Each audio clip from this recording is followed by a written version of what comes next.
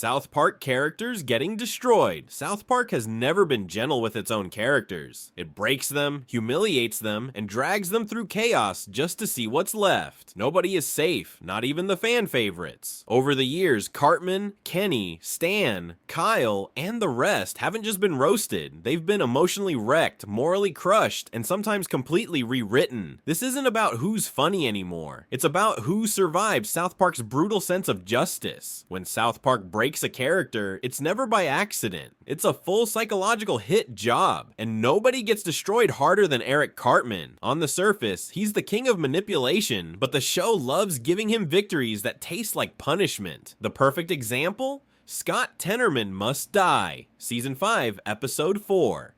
Everyone remembers it for the shock. Cartman tricking a 9th grader into eating chili made from his own parents. But under that horror, something broke in Cartman. That was the moment he stopped being a spoiled kid and became something darker. He won, sure, but it cost him the only thing he ever cared about. His humanity. The episode ends with him licking Scott's tears while crying himself, a rare and disturbing glimpse of a boy who just crossed a line he could never walk back from. Years later, in Casa Bonita, Season 7, Cartman's ego finally met its match, rejection. When Kyle banned him from the birthday party, it shattered him in a way no moral lecture ever could. This wasn't about food or power, it was about belonging. Watching Cartman beg to be invited, only to kidnap Butters and take his place, was his desperation laid bare. He wasn't trying to be evil, he was terrified of being left out. That's what makes the ending so cruel. He gets caught, loses everything, and still acts like he won. For once, South Park didn't need to humiliate him physically. The emotional breakdown was enough. Then came Coon and Friends, seasons 13 to 14, where Cartman's alter ego, the Coon, spiraled out of control. His obsession with being the hero turned him into the villain. Literally. Watching him get sidelined by Mysterian, Kenny, was brutal. For the first time, Cartman wasn't the smartest or most powerful one in the room. He became a parody of himself, begging for attention while everyone else moved on. His own superhero franchise collapsed around him, and it was poetic justice. The narcissist finally choked on his own ego. But the most ironic destruction didn't come from another character. It came from real life. In 200 and 201, 2010, Cartman tried to find out who his real father was, while the show mocked every celebrity and religious taboo on Earth. But this time, it went too far. The Prophet Muhammad's storyline brought death threats to the creators, and Comedy Central censored the episodes into chaos. Cartman's storyline was buried under bleeped audio and black screens. For once, he couldn't talk his way out or control the outcome. His own show silenced him, the most unstoppable mouth on television, muted by fear. And while Cartman was losing his grip, South Park's purest soul was being torn apart. Leopold Butters Stotch. His destruction is quieter, but far more tragic. In Butters' very own episode in Season 5, his world collapses when he catches his dad at a gay bathhouse, tells his mom, and she snaps, literally tries to drown him in the car. The episode was framed like a children's special, but ended like a psychological horror film. Butters survived, smiling and clueless, becoming the town's emotional punching bag forever after. His downfall never stopped. Whether it was being kidnapped by Cartman in Casa Bonita, locked in a basement as Professor Chaos, or humiliated in Awesemo Season 8, the universe kept finding ways to crush him. In Awesemo, Cartman disguises himself as a robot to get Butters' secrets, only to be blackmailed when Butters reveals he has a tape of Cartman dressed as Britney Spears. Butters unknowingly ruins Cartman's reputation in front of everyone, one of the few moments he actually wins. Still, it's short-lived. The next episode, he's back to being South Park's favorite target. There's this sad pattern with Butters. He's always right about people, but always punished for it. In Butters' Bottom Bitch, on Season 13, he accidentally becomes the town's most successful pimp while trying to protect girls from being exploited. It's ridiculous, but underneath it is his pure logic. He genuinely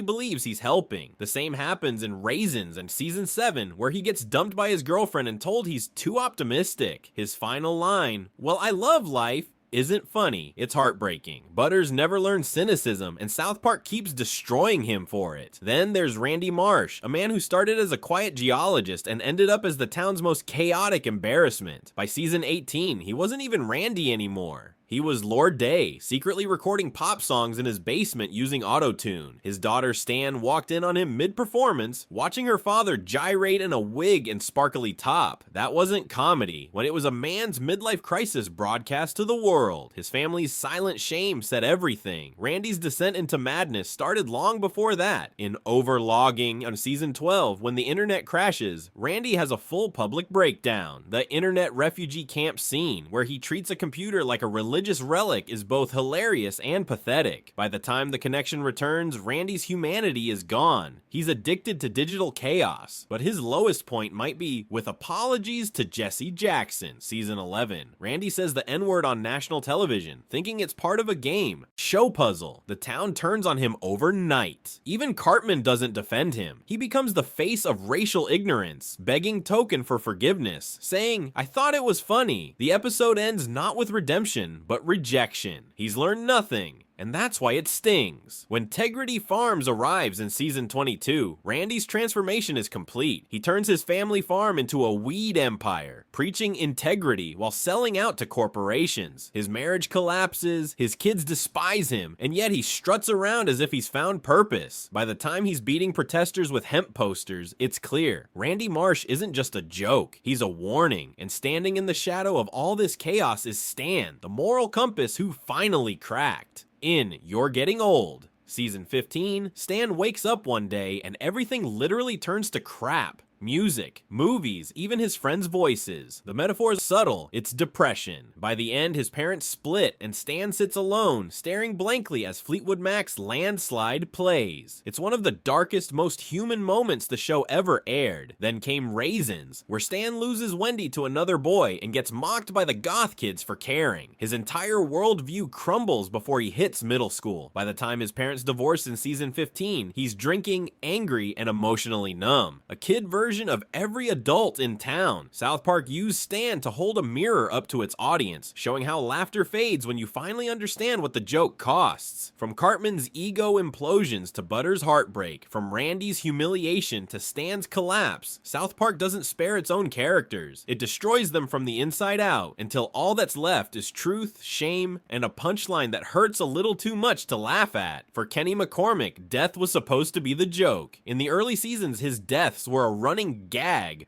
crushed, impaled, exploded, always followed by the same line, "Oh my god, they killed Kenny." But that changed in Kenny Dies, season 5, episode 13, which aired on December 5th, 2001. This time, Kenny wasn't killed by a car or missile. He was dying of a terminal illness. No quick reset, no punchline. Even Cartman, who usually mocks everyone, started pretending to care, only to exploit the tragedy. He used Kenny's condition to lobby Congress for stem cell research, not out of compassion, but because he thought he could use it to clone a Shakey's pizza. By the end, Kenny dies quietly in a hospital bed while Stan and Kyle break down. The laughter stops. Trey Parker later said in the DVD commentary that this was when they retired the joke. Because it suddenly felt too real, years later, Kenny's coping mechanism became more tragic than his deaths. In Major Boobage, season 12, episode 3, from March 26, 2008, Kenny turns to hallucinogens made from cat urine, a parody of heavy metal, but it's not just parody. Kenny escapes his bleak life through fantasy. It's his way of surviving the poverty and neglect that surround him. The entire episode is absurd and colorful, but underneath the chaos is the idea that for Kenny, being high is the only time life feels beautiful. Then came The Poor Kid, season 15, episode 14, first broadcast on November 16th, 2011. After his parents get arrested for cooking meth, Kenny is taken by social services and sent to a foster home. He's humiliated in front of his classmates when everyone learns he's the poor kid, the role he's been playing for years but never talked about. The episode strips away the comedy and shows what poverty looks like in South Park's universe. Invisible suffering turned into entertainment. By season 13, the writers revealed why Kenny never stayed dead. In The Coon Trilogy, episodes 11-13 aired October 2009. His superhero alter ego, Mysterion, reveals that he has an immortality curse. Every time he dies, he wakes up in his bed, and nobody remembers. Not his parents, not his friends. He's trapped in an endless cycle of dying and being forgotten. A child version of existential horror. That was when South Park's cruelest running joke became one of its saddest. Kenny's destruction wasn't a single moment, it was eternity. If Kenny's tragedy was quiet, Mr. Garrison's was loud, messy, and public. He started as a confused teacher and Cartman gets an anal probe, August 13th, 1997, the first episode of the series. Back then, he was a walking bundle of repression, using his puppet Mr. Hat to say what he couldn't. Over the years, that repression turned into identity collapse. In Mr. Garrison's Fancy New Vagina, Season 9, Episode 1, aired March 9th, 2005, he undergoes gender reassignment surgery and declares himself a woman named Mrs. Garrison, but the show's it. His transition becomes political fodder. Every step of self-discovery is mocked by the town, the school, and even his own lovers. It's not satire of gender identity, it's satire of how people react to it. Then came his darkest transformation, Season 20's Member Berries arc, 2016. Garrison becomes a parody of Donald Trump, running for president on hate-filled populism. By the time he wins, he's unrecognizable. A man who traded his trauma for power. He bullies, lies, and manipulates, only to realize he's trapped in the role he created. Even after stepping down, his redemption is a joke. In The Fractured But Whole, 2017, he returns to teaching, but the town treats him like a sideshow. No matter what version of Garrison appears, teacher, woman, president, the show always finds a new way to humiliate him.